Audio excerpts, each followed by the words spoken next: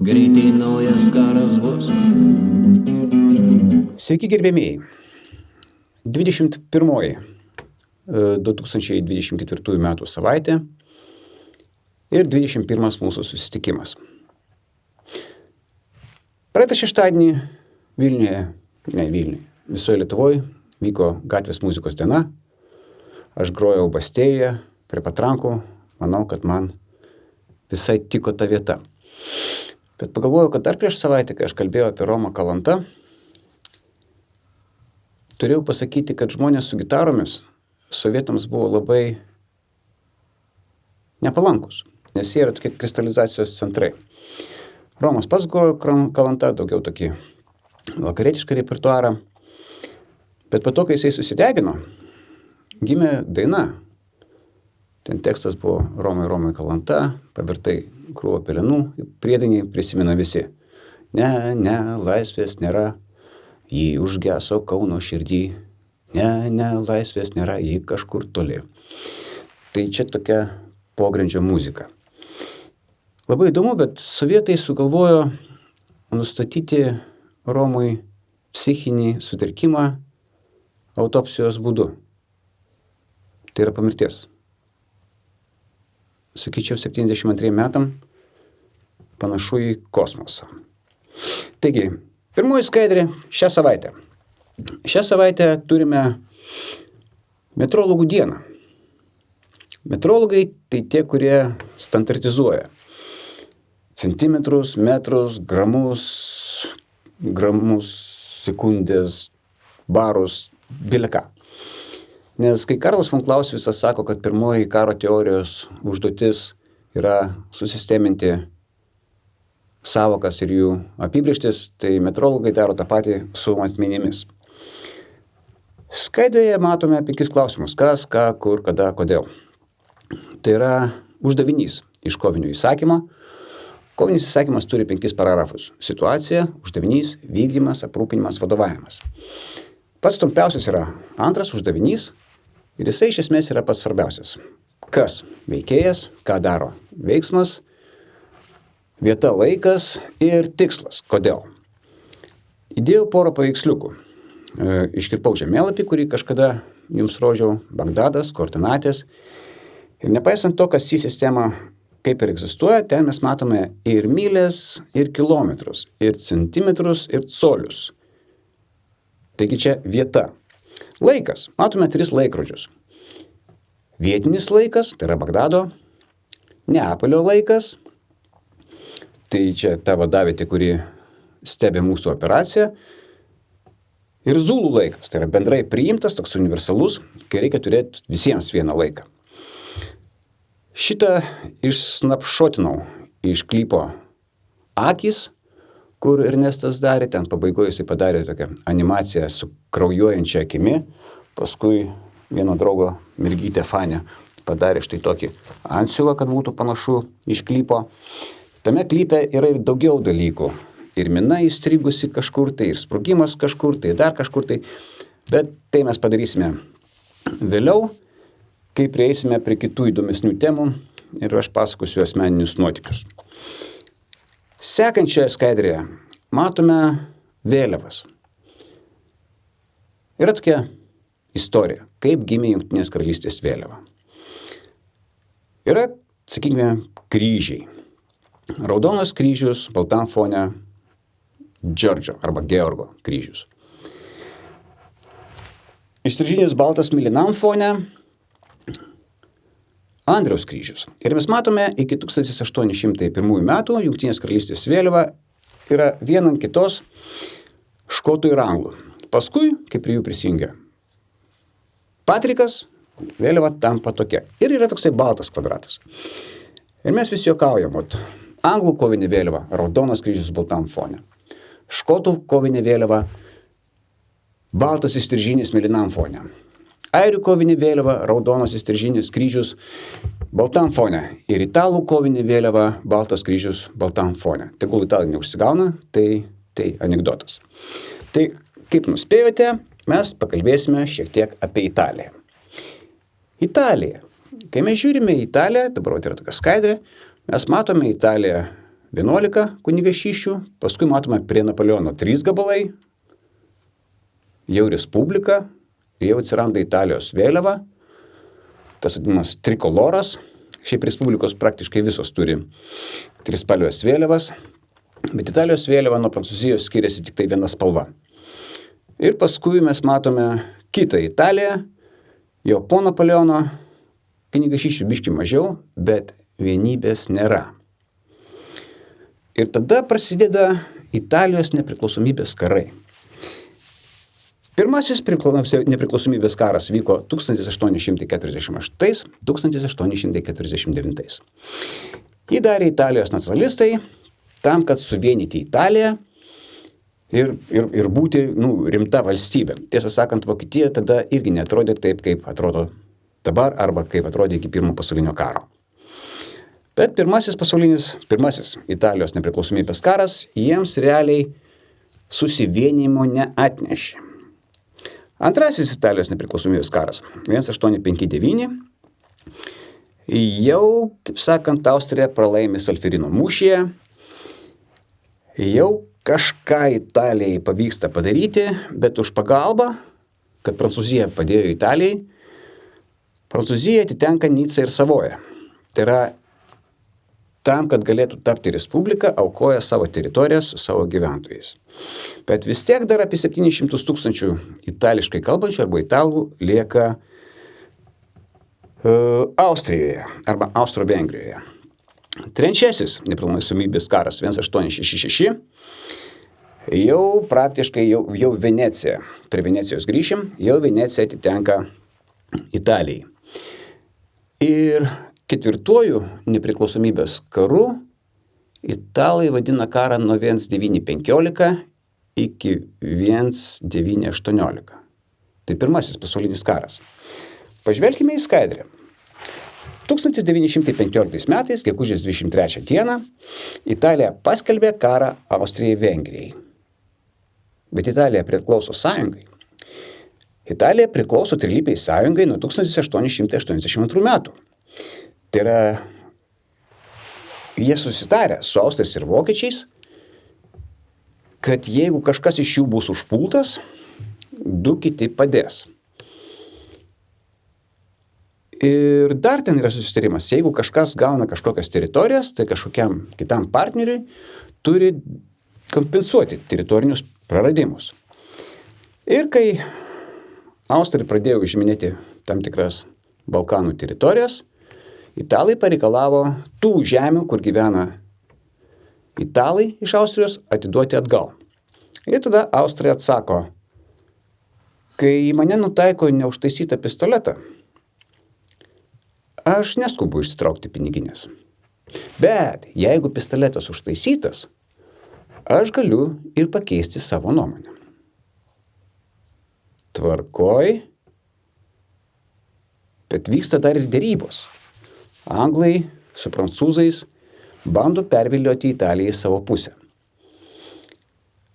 Vokiečiai su austrais lygiai taip pat. Vokiečiai su austrais nesugeba prispausti italus dalyvauti kare jų pusėje, nes, sako, mūsų alijansas buvo gynybinis, o jūs užpuolėte, tai aš būsiu neutralus. Bet yra kitas ekonominis aspektas.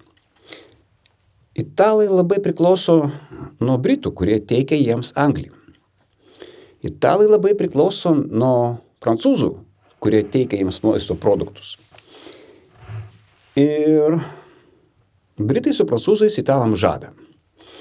Albanija, prarastas žemės Austrijoje, kolonijos Afrikoje ir Italija būtent šią savaitę 1915 metais stoja į karą. Esminis tikslas atkovoti savo itališkasias žemes, bet jeigu paimtų vieną, tai būtų visai neblogai. Yra vienas, pavadinkim taip, niuansas.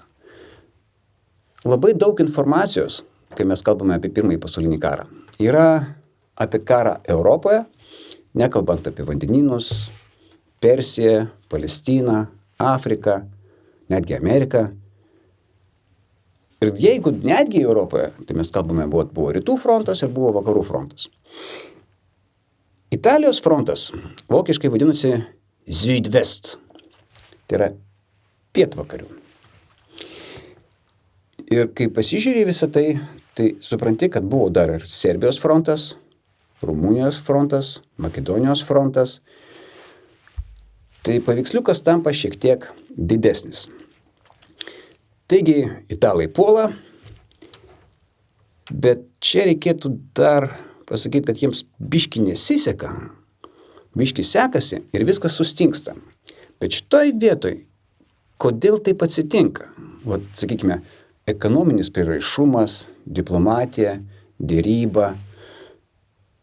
Aš jums paskaitysiu apibrėžimą. Jūs jį matysite skaidrėje. Kas yra pasaulinis karas? Apibrėžimas paimtas iš enciklopedinio karybos terminų žodyno, išleistas Lietuvos karo akademijos 2008 metais. Pasaulinis karas – pasaulio valstybių koalicijų, sąjungų blokų kova naudojant ginkluotosios kovos priemonės, apimant didelę pasaulio valstybių dalį. Valstybių koalicijos siekia stambių politinių, ekonominių ir karinių tikslų, naudodamas visas kovos formas – karinės, politinės, ekonominės, diplomatinės ir ideologinės. Dar pridėčiau socialinės. Karo pobūdį lemia kariaujančių valstybių tikslai. O paskui prasideda toks tekstas, kurį aš nevadinčiau tinkamų apibrėžčiai. Per Pirmą, Antrą pasaulinį karą žuvo 10 milijonų žmonių, buvo sunaikinta nepaprastai daug materialinių vertybių. Ateities pasaulinio karo veiksmų teatras gali apimti keletą žemynų, vandenynų ir apie Žemę esančią kosminę erdvę, naudojant be įprastinių ginklų ir masinio naikinimo ginklus. Tai aš sakyčiau, esmė čia yra koalicija, priemonių mišinys, politinių, ekonominių, karinių ir, sakykime, čia negi yra prieštaravimas pačioje apibrėžty, bet tai čia 2008 metai galima būtų ir atleisti. Kažkada senai, kai aš dar tamau karo akademiją, vienas pulkininkas sako, pas mus labai blogai su karinė terminija. Sakau, jūs skaitėt enciklopedinį karybos terminų žodyną? Sako, ten visi blogi apibrėžimai. Sakau, maždaug tiek pulkininkai jūs ir neskaitėt. Nes yra, kur galima būtų tobulinti, o yra ir labai aiškių. Bet tam, kad kritikuoti, reikia perskaityti. Tai mes matome, kad Italija siekia savo politinių, ekonominių tikslų, naudoja karinės priemonės, su jais derasi, jiems kažką žada, kažkas tiesa, kažkas netiesa, bet kas nutinka dar prieš stojant Italijai į Pirmąjį pasaulinį karą? Kadangi diplomatai yra ir žvalgai, kai kurie dvigubi, trigubi agentai, ir apie tai, kad vyksta dėrybos su Italija, žino abi dvi pusės. Ir tada Vilhelmas kalbasi su Moltke. Mes matome skaidrėje, jie čia gražiai kalbasi. Ir kaizeris sako, Helmutai, mane neramina klausimas, kieno pusėje šitame kare išstos Italija? Helmutas sako, manęs nejaudina šitas klausimas visiškai. Nes jeigu jie išstos mūsų pusėje, man reikės 10 divizijų juos paremti. Jeigu jie išstos prieš mus, man reikės 10 divizijų juos sumušti. Ir Italijos frontas po to, kai stabilizavosi, prireikė pagalbos ir vokiečiai ateina paremti italus. Vokiečiai ateina su 5 divizijom, paskui su 10. Tiesą sakant, vokiečiai paremė ir vengrus, ir Serbijos frontą. Tai jeigu mes kalbame, vokiečiai kariavo 2 frontais, ne visai tiesa.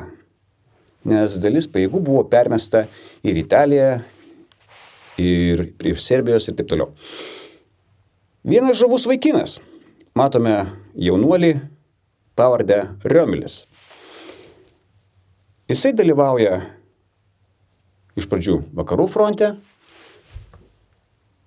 Ten su 3 kareiviais užeina netyčia ant besiilginčių prancūzų būrio ir vietoj to, kad kviestų savo būrio likučius, nusprendžia pulti ir laimi mūšį. Gauna savo pirmąjį kryžių. Paskui vėliau Prancūzijoje, o gal Belgijoje, gal iš pradžių Belgijoje, paskui Prancūzijoje. Tai jisai gauna antrąjį kryžių. Tada jį permeta į Alpių batalioną, kur jau skaitosi elitinės pajėgos ir kadangi Alpės, kalnai, jį permeta į Italiją. Ir ten įvyksta mūšis prie Caporetto, kur per 1,5 paros bataliono vadas, vyresnysis leitenantas Riomelis, sugeba paimti į nelaisvę 9,000 karių, turėdamas mažiau nei 150. Kolonos po 1000 lydėjo po 2 vokiečius, nes yra dar ir moralės klausimas, nes vokiečių karininkų prestižas buvo gerokai aukštesnis negu italų. Italai pasižymėjo įsakymai, kur siųsdavo karius į frontalinės atakas. Tai yra į kaktą. Ir nemažas kiekis karių žūdavo. Tai jisai gauna mėlyną kryžių, kuris vadinasi Blue Max, mėlynasis Maksas. Mėlynasis Maksas, nes pirmasis, kuris pirmam pasauliniam kare gavo, buvo vardu Maksas ir jį pramino to lakūno vardu. Pagal to meto papročius nekilmingas ir dar leitenantas tokio kryžio gauti neturėtų, nes jisai neturėjo raidės von. Bet gavo ir paskui parašė knygą Pėstininkų atakos. Matome 37 metų leidimą, matom 2011 metų leidimą. Ir šitoje vietoje labai įdomu tai, kad ant 37 metų leidimo parašyta Oberstleutnant, tai yra pulkininkas leitenantas. Bet kai 2011 jie perleidžia, rašo Feldmaršalas. Ne, šitą knygą neparašė Feldmaršalas. Ir tiesą sakant, jisai rašė tą knygą dar iki kol tapo pulkininku leitenantu, nes joje, šitoje knygoje, jisai aprašė sėkmės istorijas, kad veržli ataka, greitas reagavimas į situaciją, maži pajėgumai koncentruoti tam tikram siaurom ruože ir taip toliau. Vienu žodžiu, šaunuolis šitoje vietoje jam kaip ir viskas pavyko, paskui buvo atšauktas atgal į vakarų frontą. Ir tiek čia apie jį. Jeigu mes galvotumėm, tiesai sakant, tie Sturmtruppen koncepcija paskui atsirado iš to. Ir jeigu mes galvojam, kad tie šturmo daliniai buvo tik pas vokiečius, ne. Jie buvo ir pas italus. Pas italus jie vadinosi ardyti. Matome kaukolę su peiliu, jų, kaip sakant, vizitinė kortelė, peilis dantyse. Buvo atrinkti narsiausi, drąsiausi, gal anksčiau kai kurie iš jų tarnavo kopose dėl Muerto, savižudžių, kurie su šarvais eidavo tiesiai į kulkas. Tai buvo rimti daliniai. Tai buvo rimti daliniai, kurie artilerinio apšaudimo metu priartėdavo labai arti ir kai tik nutildavo, šokdavo į apkasus ir dažniausiai, kadangi apkasuose vietos nėra, dirbdavo durtuvais. Vokiečiai netgi buvo sukūrę specialų durtuvo apkasams, nes Mauserio durtuvas buvo per ilgas ir jisai vadinasi Grabendolch. Aš kad nors parodysiu, kaip tai atrodo. Tai tiek apie Italiją ir pirmąjį pasaulinį karą šiuo metu. Prie kitų frontų pirmam pasauliniam kare mes dar grįšime. Pabaigai. Norėčiau pasakyti, kad 1938 metais, gegužės 23 dieną, buvo nužudytas Eugenijus Konovalicas. Nužudytas kaip? Jam buvo agento Sudoplatovo perduotas paketas ir jį gatvėje tiesiog ištaškė gabalais. Nutraukė koją, siklidės buvo kažkur vidury gatvės, 2 praeiviai buvo sužeisti, vienam iš jų turėjo išoperuoti įstrigusi Konovalico laikrodį, bet Konovalico mirties diena, tai yra gegužės 23, yra minima kaip Ukrainos didvyrių diena. Šlovė Ukrainai. Ačiū Jums už dėmesį, iki sekančių susitikimų. Greitai naujas karas bus, per Kalėdas ar Velykas. Greitai naujas karas bus, greitai, greitai